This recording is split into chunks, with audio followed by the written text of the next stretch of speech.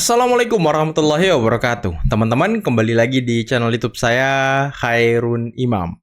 Gimana nih kabar kalian? Semoga kita semua selalu diberi kesehatan, kemudahan, dan juga limpahan rezeki dari Yang Maha Kuasa, teman-teman ya.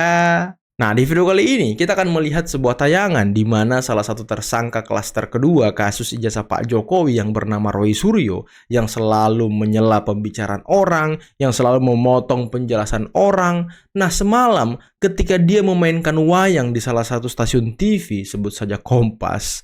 Ya, biasanya kan Roy Suryo ketika memainkan wayang itu isinya merendahkan Pak Jokowi, menyindir Pak Jokowi, menyindir pendukung Pak Jokowi. Nah, semalam dia langsung kena tegur dan kena skakmat dari Ketua Harian Kompas. Bahkan Roy Suryo disuruh belajar lagi, teman-teman. Waduh. Baru kali ini Roy Suryo diskakmat tapi nggak bisa menjawab. Langsung diem doang, ngomong iya gitu doang, teman-teman. Nah, kalian harus nonton videonya. Selain itu, kita mungkin semua sudah tahu kalau SBY sudah melayangkan somasi terhadap 4 akun. Salah satunya adalah Ketua YouTuber Nusantara. Dan sekarang netizen membongkar seperti apa analisis awal SBY dianggap menjadi orang yang dibalik Roy Suryo CS. Dan ini merupakan analisis yang mungkin bisa kita lihat dari penjelasan Roy Suryo. Dan ini masuk akal, teman-teman. Oke, sebelum kita mulai videonya, jangan lupa like, subscribe, dan share. Dan tanpa perlu berlama-lama lagi, mari kita mulai videonya berikut ini.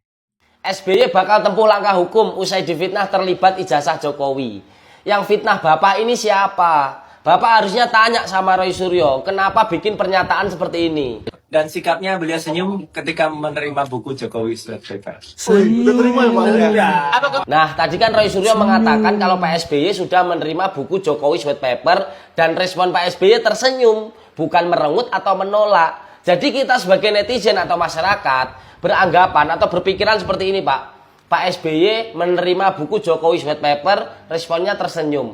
Apakah Pak SBY ada di balik isu ijazah palsu Pak Jokowi ini? Nah, dan ditambah lagi pernyataan Faisal Assegaf yang mengatakan Pak SBY dan Ibu Megawati ini ada di balik isu ijazah palsu Pak Jokowi. Jadi Bapak jangan menyalahkan netizen atau masyarakat yang berpikiran kalau Pak SBY ada di balik isu ijazah palsu ini. Pak SBY tanya itu sama Roy Suryo sama Faisal Assegaf. Kenapa memberi pernyataan seperti itu? Betul. Tulis pendapat kalian di kolom komentar, teman-teman. Salam Cegigis. Salam Cegigis. Tapi itu video Roy Suryo tadi yang katanya sudah memberikan buku Jokowi White Paper, itu ada lanjutannya, teman-teman. Roy Suryo ditanya oleh si pewawancara bahwa adakah pesan Pak SBY kepada RRT, kepada Roy Suryo mengenai ijazah ini? Nah, Roy Suryo menjawab, ini kalau saya nggak salah ya, karena saya pernah posting juga videonya. Pak SBY itu katanya ya memberikan pesan kepada Roy Suryo, tapi Roy Suryo tidak bisa membocorkannya saat ini. Nanti ada waktunya katanya. Nah, ini yang membuat kita berspekulasi bahwa ya ini memang ada kaitannya nih. Itu awal mulanya, teman-teman. Makanya ya kalau Pak SBY mau somasi, ya bener kata abang ini, somasi tuh Roy Suryo, somasi tuh Faisal Assegaf. Karena Faisal Assegaf dengan terang-terangan mengatakan bahwa SBY terlibat. Dan itu dikatakan di Garuda TV waktu dia menjadi bintang tamu, teman-teman. Jadi analisis dari netizen, dari para pengguna media sosial itu nggak bisa disalahkan karena yang melemparkan isu ini ya Roy Suryo, Faisal Assegaf dan kawan-kawannya. Kita hanya menerima dan menyimpulkan. Lupa datang ke Pengadilan Negeri Surakarta Selasa 6 Januari 2026 dengan agenda pembuktian dokumen dari pihak tergugat. Kita saksikan kehadiran Jokowi beserta ijazahnya di Pengadilan Negeri Surakarta. Opor-oporan Mari gitu bersama miknya ya. kita jadikan tempat ini menjadi catatan sejarah untuk NKRI. Berdirilah Pengadilan Negeri Surakarta 6 Januari 2026. Merdeka! Apa-apaan lagi orang-orang ini. Nanti kalau pengadilan memenangkan Pak Jokowi, kalian jangan bilang kalau pengadilan itu disetir Jokowi ya. Jangan lagi ngomong kayak gitu. Kalau kau udah kampanye nih suruh orang datang tanggal 6, untuk apa kalian orang suruh datang? Hah? Mau menggeruduk pengadilan? Mau membuat kerisuhan di pengadilan? Jangan gitulah. Jadi tidak selesai karena masih ada keinginan-keinginan untuk memperpanjang proses itu. Jadi sebenarnya kan ini kasus bisa cepat selesai tuh. Kepolisian segera memproses, mau Mas Roy yang diadili maupun ijazahnya yang diadili. Ya. Itu soal kemauan Yang saja. memperpanjang Mas Roy atau lawannya? Nah, Ya bisa saya kira Mas Roy pasti pengen cepat selesai kalau Mas Roy gitu. Karena kita ngelihat 2 kasus sebelumnya itu kan cepet banget tuh. Ya, Iya kan? Bambang Tri dan Kemudian Bambang Tri sama Gus Nur. Itu cepat sekali. Tapi kalau ini kok enggak gitu. Karena apa? Karena sudah mengarah pada substansi. Tapi Mas Roy tadi dengan wayangnya, saya kira Mas Roy harus belajar lebih dalam lagi. Belajar, Roy. Kenapa? Karena wayangnya dilambangkan Petro tadi nggak cocok. Saya harus menyebutkan, ketika setahu saya ketika Pak Jokowi menjadi presiden, maka beliau menggunakan lambang wayang sebagai call sign-nya, namanya Kresna. Ya, Kresna. Dan kemudian itu menjadi call sign-nya Pak Jokowi, dan Pak Jokowi sangat mengagumi Kresna, sehingga pada tanggal 2 Agustus 2019, Pak Jokowi ketika masuk pada periode kedua, menggelar wayang kulit di istana, judulnya Kresno Jumeneng Ratu. ya. Dan itu sangat simbolik buat mereka yang belajar Jawa. Oke, baik. Kalau Berarti Mas Roy Suryo nggak belajar Jawa dia. Saya juga capek. Tapi penonton nggak capek. Iya, makanya tadi saya dedukser mau lihat ini apa sebenarnya, apakah ini keyboard ataukah SIM salah sepatu? Mau jualan. Saya pasti bukan keyboard. Mau jualan Karena saya tahu Mas Roy tidak main musik. Bukan tidak bisa musik. Iya Mas. Jadi ini salah satu yang mungkin nanti ada hubungannya. Jadi saya bawa. Silakan. Oke. Terus Mas Amir. Iya, jadi kami sudah enough gitu ya untuk isu kayak gini, dan harus kami akui bahwa sebelumnya Jokowi itu namanya sayup-sayup, dan saat yang bersamaan Roy Suryo itu namanya juga sayup-sayup. Tiba-tiba ada isu ini, dua-duanya masuk dalam spotlight pemberitaan, masuk dalam panggung besar. Nah, kita berandai-andai nih, ini mau dikasih spotlight atau tidak? Karena kalau dikasih spotlight, makin besar.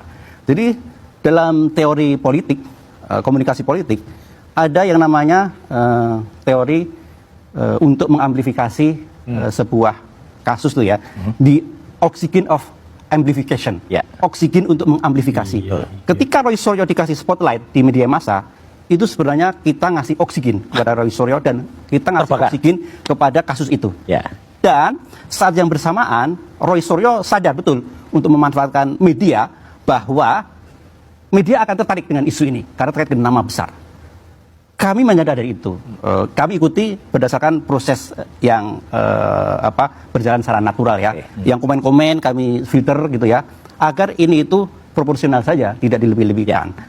Memang konstruksinya ini sangat mind blowing kalau itu benar yang dituduhkan ya. Saya tidak ingin masuk ke pro atau kontra, tapi saya fokus ke the oxygen of amplification tadi, bahwa Roy Suryo adalah salah satu yang memberi oksigen kepada kasus ini dan memberi panggung kepada Jokowi. Buat saya penjelasan Reza ini mengherankan dan mengada-ada. Saya sebenarnya termasuk orang yang mengagumi Reza sebagai psikolog. Yaitu pintar, kritis, dan pintar menyampaikan pandangannya secara jernih.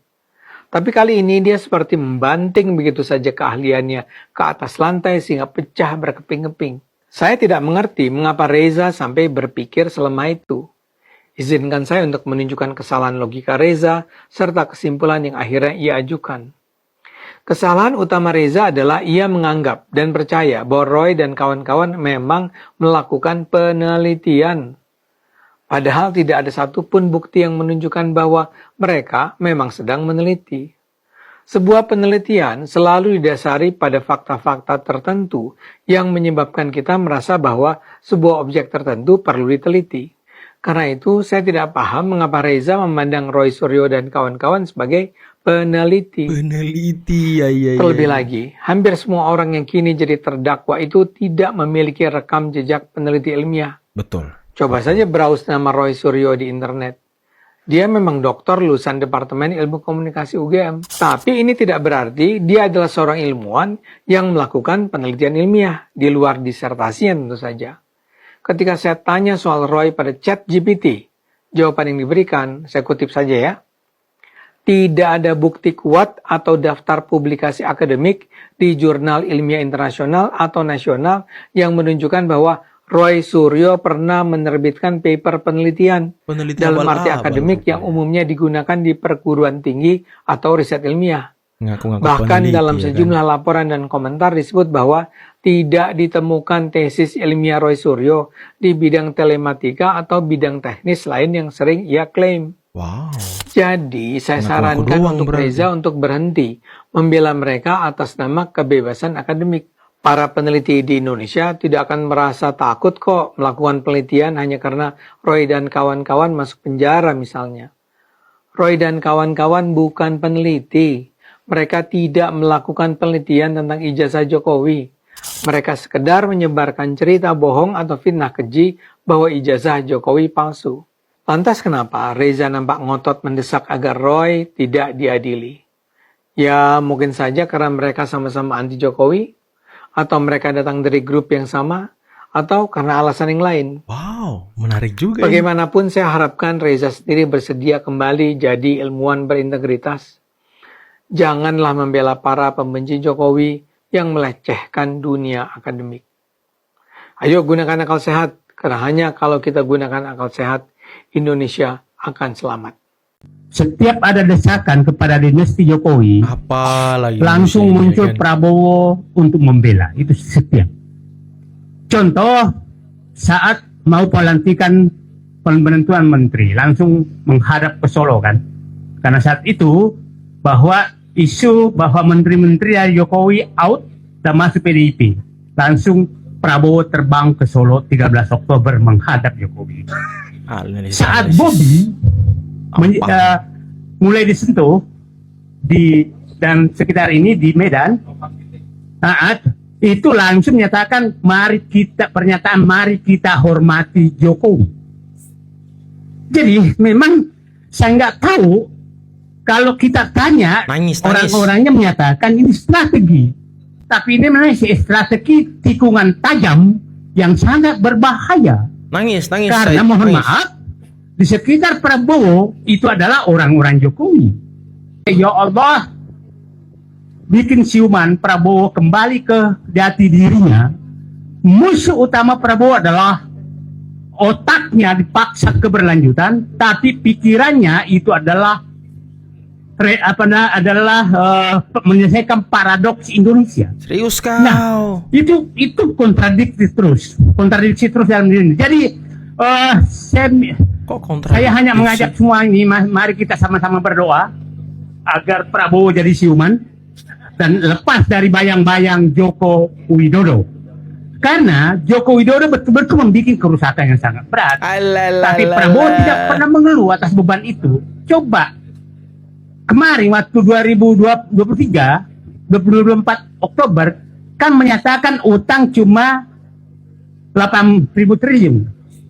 Tahu-tahu sekarang di muka Menteri Keuangan menjadi 10.000 triliun. Berarti hanya setiap bulan bertambah 2.000 triliun. Artinya ini kerja duet Mulyono Mulyani, ya Mulyono Mulyani yang selalu dibangga-banggakan, itu menyembunyikan utang agar nama baik Prabowo Jokowi masih bagus. 2.000 triliun dalam waktu 2-3 bulan. Ini clear kali. Jadi, nah terus Pak Prabowo masih percaya Mulyani, masih percaya yang lain, sementara dia dikerjain katanya kan. Hei, Pak Prabowo itu 5 tahun berada di pemerintahan Pak Jokowi sebagai Menteri Pertahanan.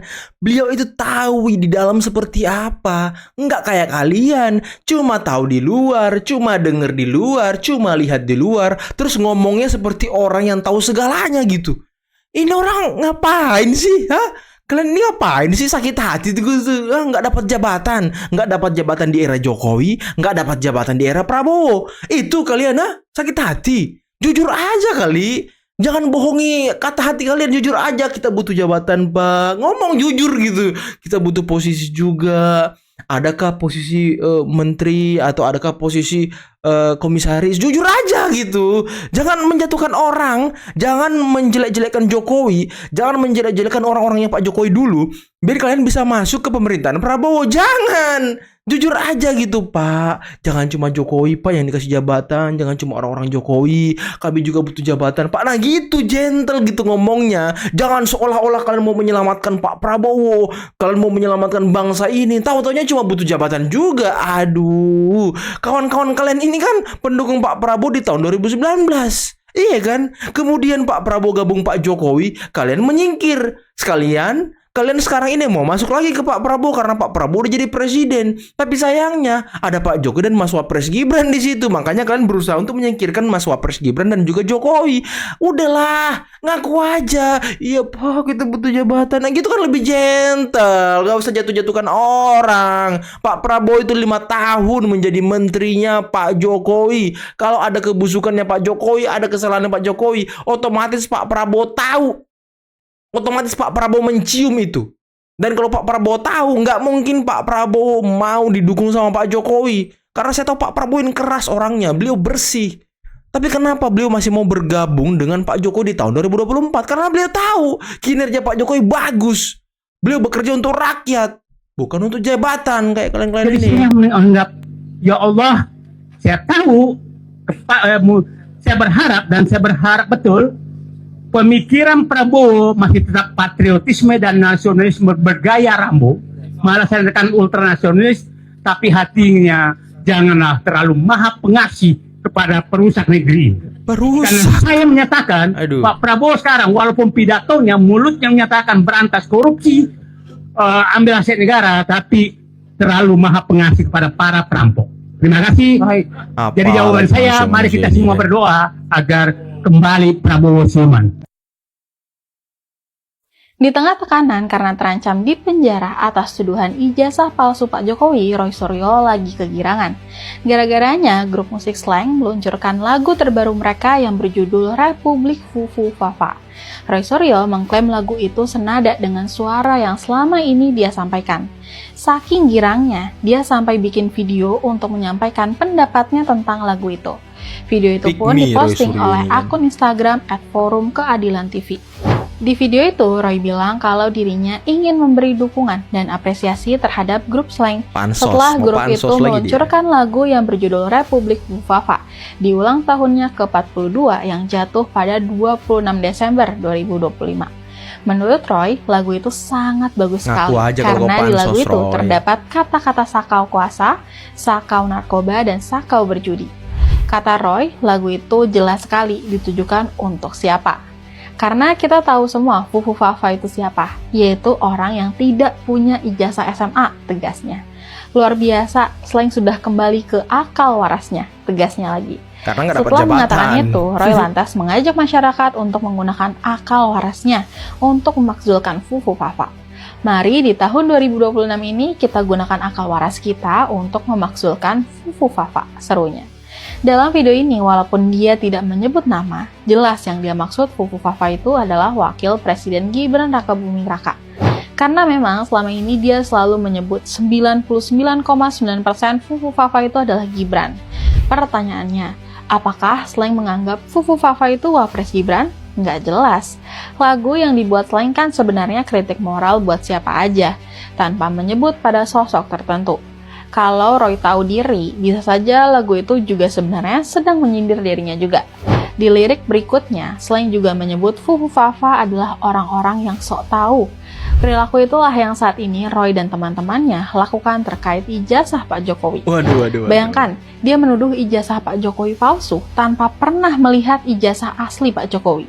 Tuduhan itu hanya berdasar fotokopi ijazah Pak Jokowi yang beredar di media sosial. Sudah gitu, klaim atas kesimpulannya sangat bombastis. Dia yakin 99,9% pasti palsu. Rekan sejawatnya Rismon Sianipar bahkan menyebut 1.000.000% ijazah Pak Jokowi adalah palsu. Sekarang udah turun. Jelas perilaku itu adalah perilaku orang-orang yang sok tahu. Dia tunjukkan juga terkait tuduhan Fufu Fafa itu adalah Wapres Gibran. Tuduhan itu dilontarkan tanpa fakta-fakta yang valid. Perilaku itu terlihat juga saat Roy menuduh pengemudi ojek online yang menemui Wapres Gibran bukanlah ojek online beneran, tapi adalah kader-kader partai tertentu. Hanya karena para ojek online itu berpakaian rapi dan salah satu menggunakan istilah-istilah akademis saat diwawancara. Pada kenyataannya, benar mereka adalah para ojek online. Jadi jelas Anda sok tahu Pak Roy. Jadi Anda sedang disindir oleh lagu slang. Tahu dirilah Pak Roy. Oke teman-teman, itulah tadi beberapa video yang bisa kita simak, yang bisa kita saksikan pada kesempatan kali ini. Dan gimana menurut kalian tentang Roy Suryo? Sepertinya video kita kali ini penuh dengan Roy Suryo ya. Dari awal sampai akhir itu mengenai Roy Suryo ya, terus mengenai SBY itu tentang Roy Suryo, mengenai Reza Indragiri itu mengenai Roy Suryo, mengenai siapa lagi tadi, wartawan senior itu tentang Roy Suryo, mengenai lagu slang itu juga Roy Suryo, Said Didu. Mungkin ini cuma Said Didu nih yang agak beda teman-teman. Said Didu agak-agak beda dikit. Dia mengenai mungkin sedang berusaha untuk mencari jabatan gitu, berusaha untuk masuk ke lingkaran pemerintahan Pak Prabowo lagi gitu ya kan. Setelah selama ini mereka mengaku berseberangan dengan Pak Prabowo karena bersama Pak Jokowi, sekarang mereka sedang berusaha masuk. Dan ya itulah Roy Suryo teman-teman, selalu panjat sosial, pansos terhadap isu-isu negatif yang menyerang Pak Jokowi. Bisa kita lihat lah, bisa kita urut lah. Munculnya Subhan Palal ya kan, yang menggugat ijazah Mas Wapres Gibran. Roy Suryo langsung pansos ke situ ya kan. Kemudian munculnya siapa? Dr. Muhammad Taufik yang menggugat ijazah Pak Jokowi SMA-nya di Pengadilan Negeri Solo. Roy Suryo juga langsung pansos di situ ya kan. Mengenai TPUA yang mengusik-usik ijazah Pak Jokowi, Roy Suryo juga sudah pansos juga di situ, tapi akhirnya sekarang beda jalan. Lagu slang, muncul lagu slang mengenai Fufu Fafa, Roy Suryo juga pansos di situ. Jadi memang ini orang raja pansos teman-teman. Saya takutnya ada kelainan ya dalam dirinya gitu. Kayaknya Roy Suryo perlu diperiksa nih, tapi jangan sampai terkena penyakit kejiwaan ya, karena nanti dia nggak dipenjara teman-teman. Jangan. Kita perlu dia dipenjara, dikerangkeng, dikurung kurang lebih mungkin ya 15 tahun lah teman-teman. Biar kita semua puas melihat dia ya kan. Aduh, tapi gimana menurut kalian? Coba komen di bawah ya. Oke, mungkin cukup sekian dulu video kali ini. Jangan lupa like, subscribe, dan share videonya. Akhir kata, billahi taufiq wal hidayah. Assalamualaikum warahmatullahi wabarakatuh. Bye-bye.